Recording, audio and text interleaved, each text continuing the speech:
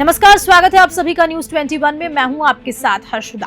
Phone tapping के मुद्दे पर तत्कालीन सीएम के ओएसडी रहे लोकेश शर्मा ने दिल्ली पुलिस की क्राइम ब्रांच की पूछताछ में अशोक गहलोत पर ही आरोप लगाए। 7 पेज की रिटर्न स्टेटमेंट में लोकेश शर्मा ने क्राइम ब्रांच के सामने फोन टैपिंग में खुद की भूमिका से इनकार करते हुए अशोक गहलोत से पूछताछ करने की मांग की है। आपको बताते चले, शर्मा ने तत्कालीन डीजीपी गृह विभाग के प्रिंसिपल सेक्रेटरी और गहलोत के प्रमुख सचिव पर गंभीर आरोप लगाए। और इसी पूरे मामले पर हमारे संवाददाता सुरेंद्र सोनी ने लोकेश शर्मा से खास बातचीत की। क्या कुछ कहा बातचीत में शर्मा ने, सुनिए। जहाँ तक बात है कि ऑडियो क्लिप्स कहाँ से आए, इसकी जानकारी तो स्वयं मुख्यमंत्री अशोक गहलोत ही देंगे, क्योंकि उन्होंने मुझे जवाब दे दिया। पूर्व मुख्यमंत्री अशोक गहलोत जी का नाम मैंने उस 7 पन्नों के लिखित जवाब में लिखा है। देखिए, ये तो मेरे साथ लगातार हो रहा है। तरह तरह की धमकियाँ, चाहे वो सोशल मीडिया के प्लेटफॉर्म्स हों या फ़ोन कॉल्स हों, उन पे बहुत तरह की धमकियाँ मुझे मिलती हैं। तौर पर जिम्मेदार पूर्व मुख्यमंत्री अशोक गहलोत हों, क्योंकि इस पूरे घटनाक्रम में अगर कोई धुरी है जिसने वो सारे काम किए हैं, तथाकथित रूप से गजेंद्र सिंह शेखावत जी की आवाज़ बताई जा रही थी और हमारे दिवंगत भंवरलाल शर्मा जी जो हमारे विधायक थे, उनकी और एक कोई संजय जैन थे, उनकी आपस की कोई वार्तालाप थी जिसमें ये बताने का प्रयास किया जा रहा था कि सरकार गिराने की कोई साजिश हो रही है। मुख्यमंत्री अशोक गहलोत ने मुझे तमाम सबूतों को नष्ट करने के लिए कहा कि जो पेन ड्राइव है, जो मोबाइल फ़ोन है, वो आपने उसे डिस्ट्रॉय कर दिया या नहीं कर दिया। तो ये बात लगातार मुझे कही गई कि आप अपने पास कोई सबूत नहीं रखना। राजस्थान प्रदेश में एक बार फिर से पूर्ववर्ती गहलोत सरकार में जो तमाम ऑडियो बम वायरल हुए थे, उसको लेकर के अब एक बार फिर से राजस्थान की सियासत का पारा हाई हो चुका है। वहीं हाल ही में क्राइम ब्रांच ने पूर्ववर्ती सरकार के अशोक गहलोत के ओएसडी रहे लोकेश शर्मा को अपने बयानों के लिए दिल्ली तलब किया था। वहीं तमाम स्टेटमेंट अब पूरी रूप से कलमबद्ध हो चुके हैं, यानी कि जो परतें सामने अब तक नहीं आई थी वो अब धीरे धीरे आने लगी है। खास बातचीत के लिए हमारे साथ इस वक्त राजस्थान सरकार के पूर्व मुख्यमंत्री अशोक गहलोत के ओएसडी रहे लोकेश शर्मा मौजूद हैं। उनसे बात करेंगे कि कल क्राइम ब्रांच की किस तरीके से उनकी मुलाकात रही, किस तरीके से उनकी शिष्टाचार रहे, किस तरीके से उनके सवालों का जवाब दिया। वैसे कल क्राइम ब्रांच की पेशी थी या बुलावा था, दिल्ली पहुँचे, क्या तस्वीरें बनी? देखिए, क्राइम ब्रांच में मैं कल 6ठी बार उपस्थित हुआ हूँ। जब भी मुझे क्राइम ब्रांच पूछताछ के लिए बुलाती है, इन्वेस्टिगेशन के लिए बुलाती है, तो मेरा हर बार ये प्रयास रहता है कि मैं वहाँ पहुँचूँ और जो मुझे समय दिया जाता है, यानी हर नोटिस में 11 बजे का समय होता है और ये वहाँ के रिकॉर्ड में दर्ज है कि मैंने हमेशा 11 बजे अपनी उपस्थिति दिल्ली के प्रशांत विहार पुलिस स्टेशन, जो क्राइम ब्रांच का है, रोहिणी में दी है। उसी के परिप्रेक्ष्य में मेरे पास 25 तारीख यानी कल के लिए एक नोटिस था कि आप यहाँ आइए और जो एफआईआर है आपके खिलाफ उसमें इन्वेस्टिगेशन करनी है। तो मैं शामिल हुआ जाके, और हमेशा की तरह वही 4-5 घंटे का जो एक पूछताछ का समय रहता है, कल भी मैं 11 बजे गया और 5 बजे वहाँ से मैं फ्री हो पाया।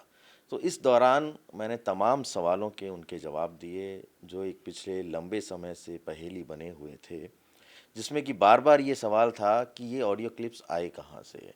तो आपको ध्यान होगा कि मैंने पूर्व में भी यहाँ राजस्थान में एक प्रेस कॉन्फ्रेंस की थी अप्रैल के माह में, और उस प्रेस कॉन्फ्रेंस में मैंने स्पष्ट किया था कि किस तरह से, किस षड्यंत्र के तहत वो सारी चीज़ें दी गई थी।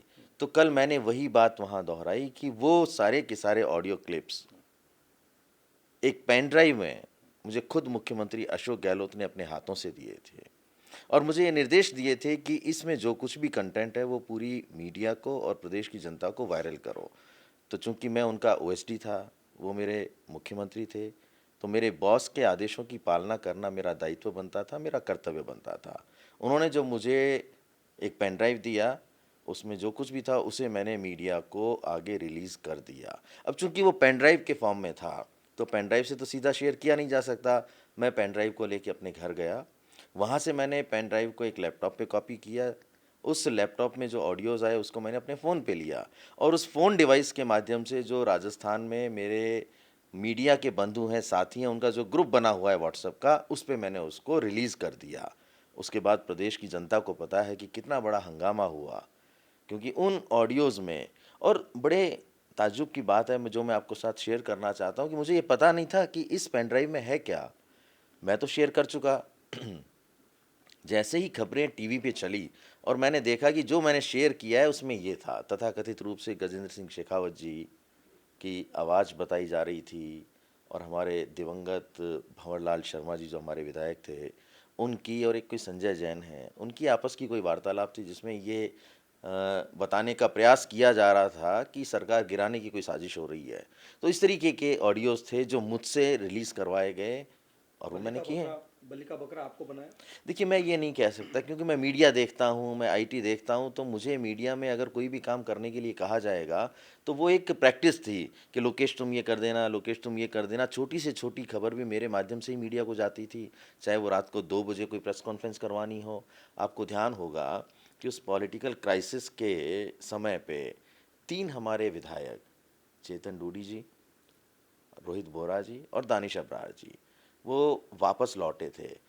तो जो हमारे प्रभारी थे, उन प्रभारी जी को साथ लेके रात को 2 बजे मैंने मुख्यमंत्री निवास पर प्रेस कॉन्फ्रेंस करवाई थी। तो सभी मीडिया के साथियों को ये पता था कि जो चीज़ भी मैं भेजूँगा या मेरी तरफ से जो कुछ भी उनको प्राप्त होगा, वो पूरी तरह से ऑथेंटिक है और उसको उसी रूप में आगे बढ़ाने का काम करना है। तो मैं हमेशा अपनी ज़िम्मेदारी का निर्वहन करता था, मीडिया देखता था, तो मुख्यमंत्री जी से दिन में कई बार बात होती थी। तरह-तरह के मुझे निर्देश दिए जाते थे। वो पॉलिटिकल भी होते थे और सरकारी भी होते थे। अच्छा, लोकेश जी, जिस तरीके से ये चीज़ भी देखी गई है कि जब मुख्यमंत्री जब होता है तो प्रिंसिपल सेक्रेटरी, तत्कालीन डीजीपी, इन तमाम आला अधिकारियों को भी पता होता है कि इस वक्त क्या तस्वीर बन रही है। क्या ये लोग भी जिम्मेदार हैं, क्योंकि इन लोगों को पता था कि ये चीज़ें हो रही हैं फिर भी वो चुप रहे? देखिए, मैं आपको स्पष्ट कर देना चाहता हूँ कि जहाँ तक बात है कि ऑडियो क्लिप्स कहाँ से आए, इसकी जानकारी तो स्वयं मुख्यमंत्री अशोक गहलोत ही देंगे क्योंकि उन्होंने मुझे वो एक पेन ड्राइव दिया था। मेरा ये मानना है कि अगर किसी को भी सर्विलांस पे लिया जाता है या किसी को फ़ोन को टेप किया जाता है, इंटरसेप्ट किया जाता है, तो राजस्थान में ही नहीं पूरे देश भर में जो गृह विभाग है उसका एक सेल होता है। वो सेल इंटरसेप्शन का काम करता है और उसमें बहुत सारी लीगल फॉर्मेलिटीज़ होती हैं, रूल्स रेगुलेशंस होते हैं, उनकी पालना की जाती है अगर किसी को भी इंटरसेप्ट किया जाता है तो। इसलिए सबको ये पता रहता है, चाहे वो प्रदेश का डीजीपी हो, सीएस हो, होम सेक्रेटरी हो या मुख्यमंत्री के खुद विशेष सचिव रहे हों, मुख्य सचिव रहे हों, इन तमाम जो पूरी मशीनरी है इसको जानकारी रहती है कि कहाँ क्या हो रहा है। इसलिए वो ऑडियो क्लिप्स जो टेप किए गए होंगे, अब वो लीगल हैं या इल्लीगल हैं ये तो खुद मुख्यमंत्री जी बताएँगे। लेकिन ये तमाम पूरे सिस्टम को इस बात की जानकारी थी कि ऐसा-ऐसा कुछ हो रहा है। अच्छा, लोकेश जी, क्या लग रहा है कि अब क्राइम ब्रांच को अब अशोक गहलोत के दरवाजे पर पहुंचना चाहिए, क्योंकि अंततः गत्वा अब जो तमाम जो चीज़ें आपने एक के बाद एक चीज़ें खोली हैं, तो क्राइम ब्रांच भी समझ चुकी है कि सिर्फ आपको मोहरा बनाया गया था, लेकिन इसके किरदार, जो प्रमुख किरदार हैं, वो अशोक गहलोत ही है। ये तो तय जांच एजेंसी करेगी। भई मुझसे जो सवाल किया जा रहा था कि ये कहाँ से मिले, मैंने उनको जवाब दे दिया। पूर्व मुख्यमंत्री अशोक गहलोत जी का नाम मैंने उस 7 पन्नों के लिखित जवाब में लिखा है कि उन्होंने मुझे अपने हाथ से दी, तो अब आगे का काम जांच एजेंसी करें, उनसे पूछें कि भई उनके पास कहाँ से आई। अच्छा, लगातार लोकेश जी, ये चीज़ भी देखी जा रही है कि इन तमाम घटनाक्रम में अब परिवार को लेकर के काफ़ी आप चिंतित हैं, क्योंकि जान माल का नुकसान भी है। तो क्या इस बार जो आपके जो स्टेटमेंट रिकॉर्ड किए हैं, कलमबद्ध किए गए हैं, क्या आपने मांग की है कि मेरे परिवार की सुरक्षा की जाए? देखिए, ये तो मेरे साथ लगातार हो रहा है। तरह-तरह की धमकियाँ, चाहे वो सोशल मीडिया के प्लेटफ़ॉर्म्स हों या फ़ोन कॉल्स हों, उन पे बहुत तरह की धमकियाँ मुझे मिलती हैं, लेकिन मैं उनकी बहुत ज़्यादा परवाह करता नहीं हूँ। जब मैंने प्रेस कॉन्फ्रेंस की थी और जब ये बड़ा खुलासा किया था प्रदेश के सामने मैंने, तब भी मेरे पास इस तरीके की धमकियाँ बहुत सारी आई थी। चूँकि अब मैंने अपने स्टेटमेंट्स को रिकॉर्ड करवा दिया है, तो ये लाज़मी है कि मुझे अपनी और अपने परिवार की सुरक्षा को लेके चिंता होगी ही होगी और उसी चिंता को ज़ाहिर करते हुए मैंने कल वहाँ पे आग्रह किया, उसी अपने लिखित जवाब में जो मैंने स्टेटमेंट वहाँ रिकॉर्ड किया, उसमें आग्रह किया कि मेरी और मेरे परिवार की सुरक्षा सुनिश्चित करवाने का मैं उनसे आग्रह करके आया हूँ। अच्छा, अब भविष्य में अगर कोई ऐसी अनहोनी घटना होती है तो लोकेश जी, साफ साफ तौर पर आपका इशारा किस ओर जाएगा? सीधे तौर पर जिम्मेदार पूर्व मुख्यमंत्री अशोक गहलोत होंगे, क्योंकि इस पूरे घटनाक्रम में अगर कोई धुरी है जिसने वो सारे काम किए हैं, अपने, चाहे वो राजनीतिक फ़ायदे की बात कही जाए उसके लिए किए हों या जो भी मंशा रही होगी, मुझे तो उन्होंने अपने हाथ से पेन ड्राइव दी और कहा इसे रिलीज़ कर दो। मेरा सिर्फ़ इतना सा काम था कि मैंने उसे मीडिया को रिलीज़ किया, जो कि मेरा दायित्व बनता था। मैंने अपने ज़िम्मेदारी का निर्वहन किया, अपने कर्तव्य का पालन किया और निर्देशों का पालन किया। अच्छा लोकेश जी, इसमें लगातार अशोक गहलोत आपसे बार बार ये कह रहे हैं कि क्या आपने वो मोबाइल डिस्ट्रॉय कर दिया, क्या आपने वो लैपटॉप डिस्ट्रॉय कर दिया, या आप इस लैपटॉप को कहीं राजस्थान से बाहर स्टेट से भेज दीजिए। क्या उनको डर था कि अगर ये चीज़ें तमाम चीज़ें बाहर आएगी तो निश्चित तौर पर अ, बंदूक की जो नली होती है वो अशोक गहलोत पर होगी? ये बात सही है कि जब मेरे खिलाफ एफआईआर दर्ज हुई 2021 में, तत्कालीन केंद्रीय मंत्री गजेंद्र सिंह शेखावत जी ने दर्ज करवाई, उसके बाद प्रदेश में वापस से एक हलचल शुरू हो गई कि भाई पता नहीं किसका नाम आएगा, कैसे आएगा। तो जब मुझे पूछताछ के लिए नोटिस आने लगे क्राइम ब्रांच से, तो मुख्यमंत्री अशोक गहलोत ने मुझे तमाम सबूतों को नष्ट करने के लिए कहा कि जो पेन ड्राइव है, जो मोबाइल फ़ोन है, वो आपने उसे डिस्ट्रॉय कर दिया या नहीं कर दिया। तो ये बात लगातार मुझे कही गई कि आप अपने पास कोई सबूत नहीं रखना, और इसी के तहत मेरे इस कार्यालय में एसओजी की रेड तक उन्होंने करवाई। जब उन्होंने को कहीं कुछ नहीं मिला, तब जाके मुझे लगता है उन्हें ये तसल्ली हुई होगी कि अब इसके पास कुछ नहीं है, और उसी दिन से उन्होंने इस पूरे केस से किनारा कर लिया। उन्हें लगा कि अब तो होना क्या है, अब तो फंसेगा तो सिर्फ लोकेश फंसेगा। उससे पहले तो बड़े बड़े वादे मुझसे किए जाते थे कि चाहे सुप्रीम कोर्ट तक जाना पड़े, आप चिंता मत करो, हम आपके साथ हैं। लेकिन बाद में पूरी तरह से उन्होंने ये सोच लिया कि अब तो हमारा कोई रोल नहीं है, क्योंकि इसके पास कुछ बचा नहीं है किसी को भी दिखाने के लिए या किसी को पेश करने के लिए। उसके बाद पूरा सिस्टम बदल गया, उन्होंने अकेला छोड़ दिया, और उसके बाद मैं खुद अपनी लड़ाई लड़ रहा हूँ। और जो सच है, जब मुझे लगा कि अब ये सारा ही सारा ठीक रहा और सारा दोष मेरे माथे पे आ रहा है, तो मैं और मेरा परिवार उस काम की या उस कृत्य की, उस घटना की जिम्मेदारी कैसे ले जो हमने किया ही नहीं। मैं उसके लिए प्रताड़ना क्यों झेलूं जो गलती मैंने की ही नहीं। अच्छा लोकेश जी, मतलब इतना भरा मतलब आप पर विश्वास जता रहे थे, सब कुछ कर रहे थे, फिर अचानक से ऐसी कौन सी टर्निंग राम कहानी आई जिसको आपको अकेला छोड़ने पर वो मजबूर हुए, और तमाम आपके साथ ये जो घटनाक्रम हुआ है, निश्चित तौर पर आप किसे इसका पूरा षड्यंत्रकर्ता मानते हैं?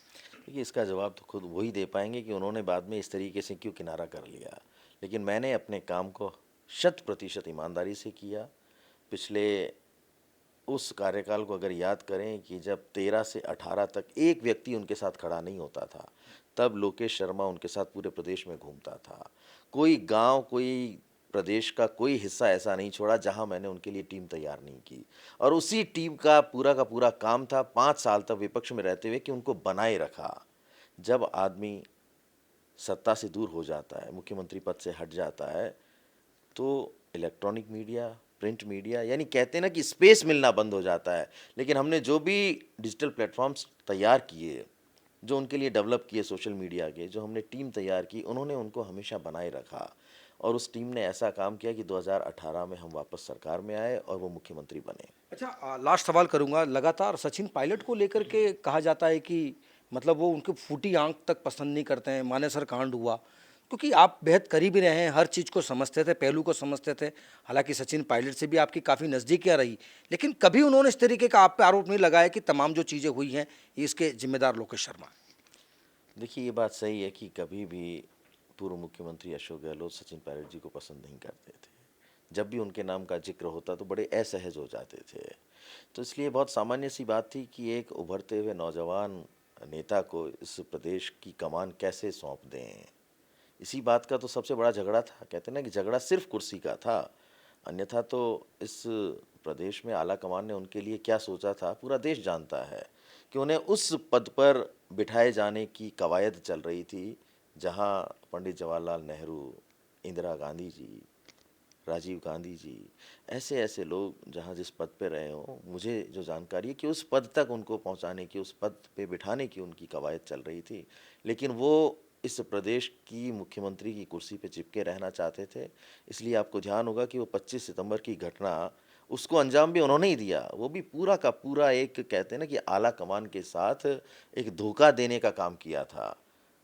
जब आला कमान ने यहाँ अपने प्रतिनिधि बनाकर खड़गे जी और माकन जी को भेजा और उस दिन विधायक दल की बैठक होनी थी, इन्होंने वो बैठक नहीं होने दी।